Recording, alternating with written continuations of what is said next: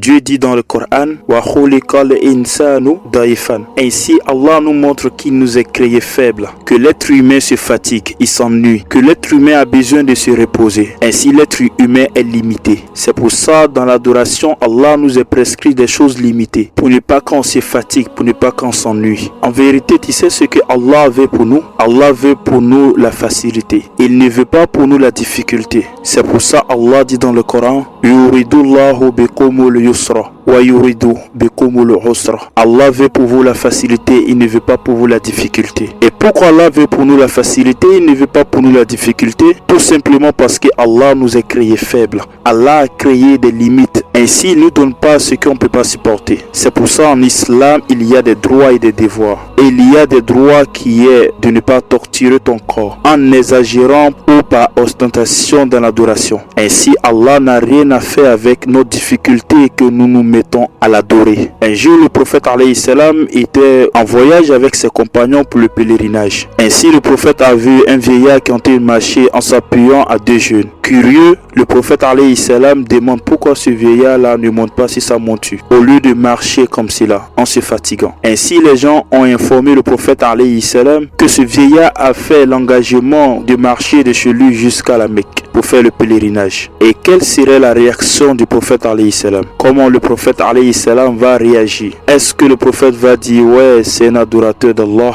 Ouais, c'est un pieux? Oui, c'est un vertueux? Est-ce que le prophète alayhi salam va l'encourager dans ce qu'il fait? Non. Regarde la réaction du prophète. Le prophète alayhi salam dit, Allah n'a rien à faire avec la fatigue, la souffrance que vous infligez à votre corps pour l'adorer. Allah n'a rien à foutre avec cela. Et le prophète alayhi salam ordonna au vieillard de monter sur sa monture pour aller à la Mecque. Point final. Ainsi, le prophète n'encourage personne, il n'encourage personne de se faire du mal en adorant Allah. Au contraire, Allah n'a rien à foutre avec vos fatigues, vos souffrances. Allah veut que vous l'adorez avec plaisir, avec amour et crainte, et non avec souffrance et suicide. Un jour, dans une expédition, il y avait un compagnon du prophète alayhi salam qui avait jeûné. Et le soleil était sorti plus de 30 degrés. Et l'homme n'a pas pu tenir les tombées. Et les compagnons se sont regroupés sur lui pour essayer de le réanimer, pour essayer de l'éveiller. Ainsi, le prophète alayhi salam voit ce groupe, il s'y rapproche et il demande, mais qu'est-ce qu'il y a? Et les compagnons l'expliquent que cet homme a jeûné. Réaction du prophète. Est-ce que le prophète va l'encourager? Est-ce que le prophète va dire qu'il est pieux? Est-ce que le prophète va lui dire que c'est un vrai adorateur? Non, le prophète va réagir d'une autre manière. Écoute bien la réponse du prophète. Il dit, c'est pas signe de piété de jeûner lorsqu'on est en voyage. C'est pas signe de piété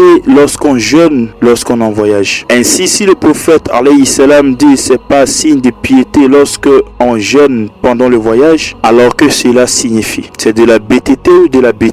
En vérité, c'est de la bêtise. Tu te crois fort pour adorer Allah dans ces genres d'occasions alors que tu es faible. Mais tu obliges ton corps à faire quelque chose qu'il ne supporte pas. Le corps, il a ses limites. Le corps, il a ses règles. C'est pas toi qui imposes quelque chose à ton corps que ton corps ne peut supporter. Au contraire, celui-là même qui a créé ton corps te dit d'être modéré, de faire doucement avec l'adoration, de ne pas t'obliger à quelque chose que tu ne peux pas. C'est pour ça Allah dit, il nous a créés faibles, doyifan. Ainsi, cela n'est pas conseillé. Au contraire, même c'est détesté de faire ce genre de choses. Parce que à force de t'obliger, à force de te mettre dans ce genre de situation, tu risques d'abandonner l'adoration. Pour finir, tu vas trouver ça ennuyant, embêtant et fatigant. Et pour finir, tu vas plus prier, tu vas plus adorer Allah et tu vas te lasser. Et cela fait partie des pièges du shaitan. Le shaitan t'encourage à adorer Allah fortement jusqu'à ce que tu délaisses l'adoration, jusqu'à ce que l'adoration te dégoûte. C'est pour ça on ne doit pas se forcer dans les actes surrogatoires, seulement des actes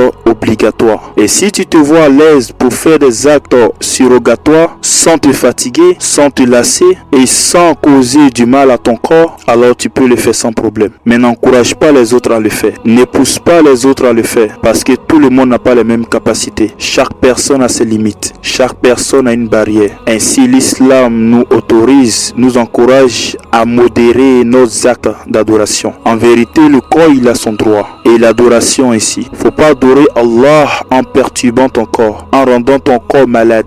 C'est pour ça un jour le prophète alayhi salam est rentré dans la mosquée et il avait une corde accrochée dans la mosquée entre deux poteaux. Et le prophète alayhi salam demanda qui a fait cela? Et le sahaba dit c'est ta femme Zainab. Lorsqu'elle prie avec nous et qu'elle a sommeil, elle s'accroche à ça. Ainsi le prophète va réagir. Est-ce qu'il va dire c'est un acte d'adoration, un acte de piété? Non. Le prophète alayhi salam va exhorter tout le monde en même temps. Il va dire ô musulmans, lorsque vous priez et que vous avez sommeil, alors arrêtez la prière. Partez dormir jusqu'à ce que le sommeil quitte dans vos visages et revenez continuer votre prière. Mais au contraire, tu cherches le châtiment et la colère d'Allah. Ainsi le prophète nous a tout enseigné pour nous montrer que on doit modérer dans les actions et non exagérer. Mais celui qui sait qu'il a la capacité de faire quelque chose, alors que ce soit personnel. Mais celui-là qui sait qu'il ne peut pas, alors qu'il se limite aux actes obligatoires. Parce que les actes obligatoires sont plus importants que les actes surrogatoires. Ne fais pas des actes surrogatoires et laissez les actes obligatoires. Ne te fatigue pas dans les actes surrogatoires et laisser les actes obligatoires. Ainsi, j'ai beaucoup de choses à te dire, mais je vais m'arrêter ici. Sur ce, à la prochaine vidéo, Inch'Allah.